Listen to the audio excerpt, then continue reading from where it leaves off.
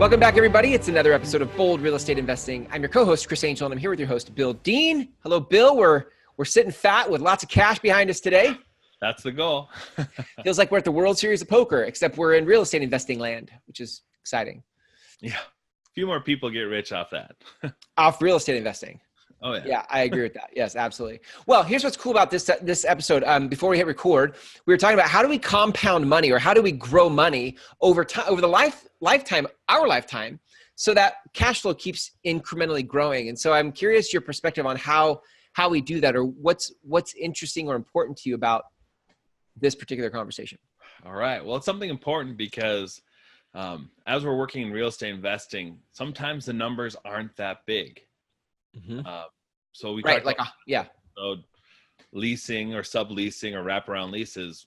You might only make $100 a month, but you don't have any payments to earn it. You don't have to work to earn it.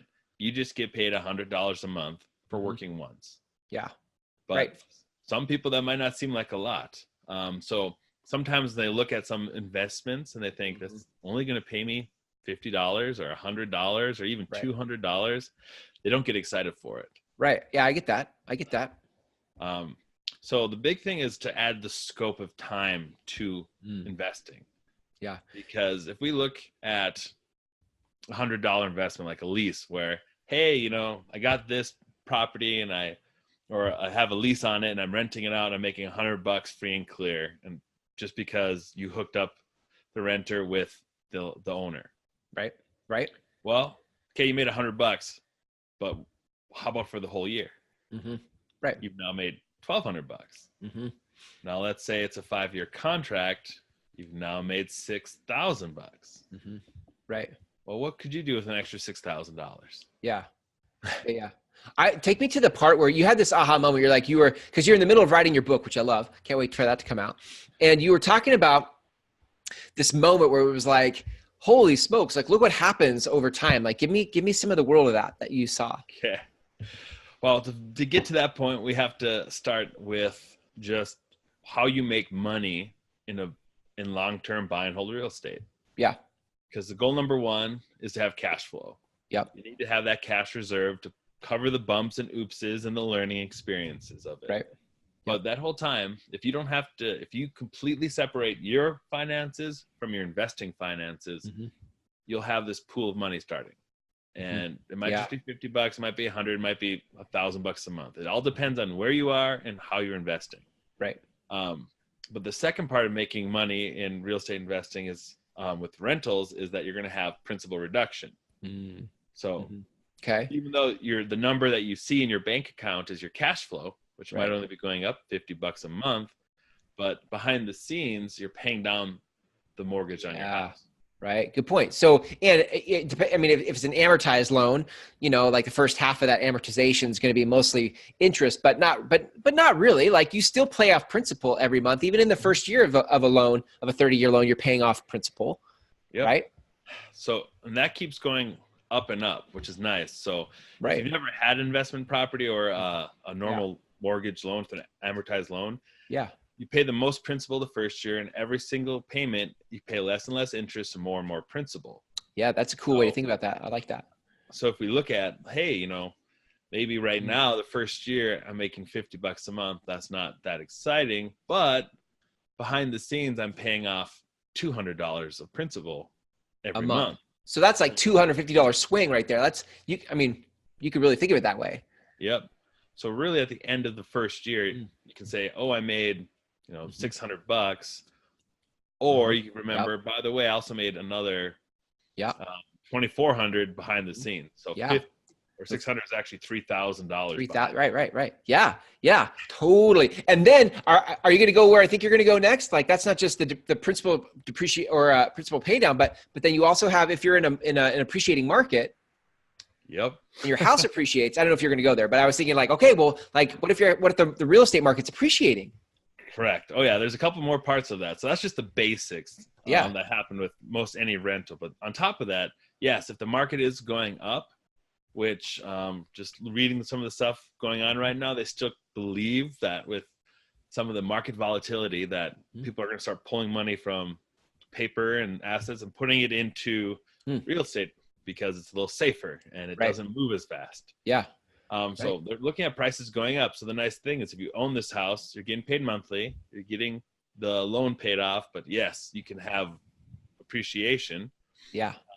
So what'll happen is down the road, let's say you've got the house, it's worth more than you paid for it. Plus you've been able to increase the rent on it because you've taken care of it and the market in general is growing. Right. So now it's increased in 3 ways, we'll say. What if, let's say you bought the house for 100 and you're renting it out for 100,000 and you rent it out for $1,000 a month. And so the bank says your house is worth 100. It's 100 times what the monthly rent is. Okay. Kind of a rule of thumb. Okay. Yep. Okay. Well, this market's been good. Now your house is worth 180,000. You've had it for 3-4 years, and your rent is now up around that $1,600 a month or $1,800. Right, 'cause your rent went up. Yep. Wow. Yeah, I forget about that all the time. Yeah. So as you're appreciating your rent, appreciating the value in the rental, do you think you could pull some cash out and still cash flow? Right. So when you say pull some cash out for the purpose of acquiring another property. Yes. And still cash flowing on the original property. Yes. Right. This is the compounding of value, or the compounding of money in real estate, right? Is awesome because it's coming from every angle now, it feels like. Yeah. So now you have a couple things working for you. As you've upped rent, obviously your fixed mortgage has stayed the same. So let's say on that $100,000 house, you were paying $600 a month, and you're renting it for $700. Let's just say 1,000, but it worked out to $50 cash flow. Yep. You're still only paying $700 a month, even though you're now making $1,800 a month in cash flow. So you could do 2 things with that. One, you could pay down the mortgage extra each month. Right. So that instead of having a 30-year loan, maybe you can knock it down to where you only have a 15-year loan. Right. House is paid in full in 15. Yeah. Yep. So that way, 15 years after you bought it, now you have a house free and clear. Right. And now it's, you get the full $1,800. It's cash. Right. Yeah.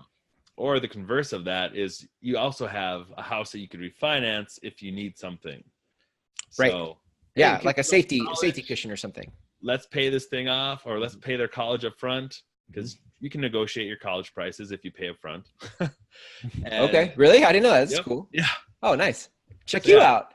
Look at you. Bill's got all sorts of information. I love it. Dude, you are such a wealth of knowledge. It's so funny. I love that about you. So either way, you have that line there, that line of credit for those reasons. But most people, when you're in the growth or the acquiring phase of being a real estate investor, we're trying to buy more properties. Yeah. Okay. So I've upped rent. I have this pool of cash. You could refinance the house and pull out a large chunk. Like in this case, it'd be like $40,000, $50,000. Right. Plus in 5 years, you would have gone from $600 a year to almost $6,000 a year. Yeah. You probably have almost $60,000 to $80,000 to invest. Wow. At that point. Wow. That's where it gets mind blowing. I could see why you had this aha moment, because you're like, whoa, like look at all the different ways that money is compounding by simply investing and then reinvesting in property. Yeah. It's crazy. And that's where, why is everybody, Bill, not beating down your door to go get into real estate investing?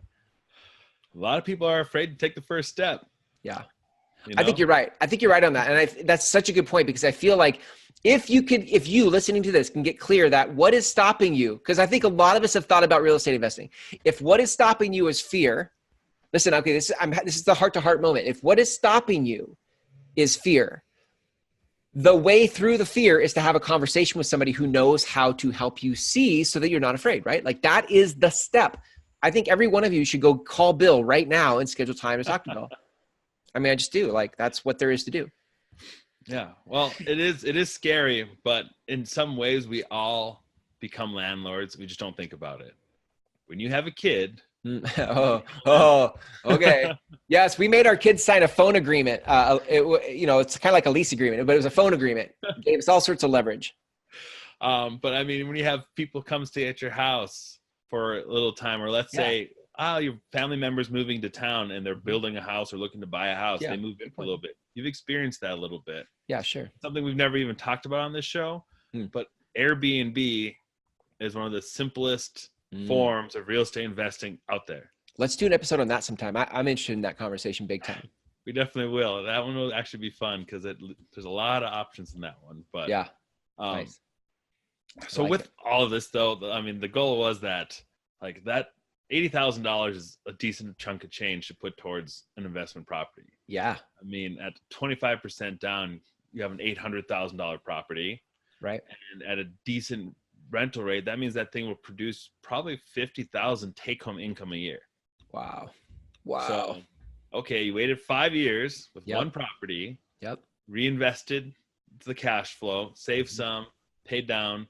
Now you can either refinance it or just let it keep going on its own. But okay, well, if you can go buy a property that's going to pay you $50,000 a year, how many of those are you going to need to retire? Right. Yeah. I love that. So good. So good. Well, listen, I think like, that is such a juicy carrot, like hanging out in front. Like who doesn't want to like know how many houses do I need to retire young, retire early, right? Retire rich. There you go. Robert Kiyosaki, retire young, retire rich.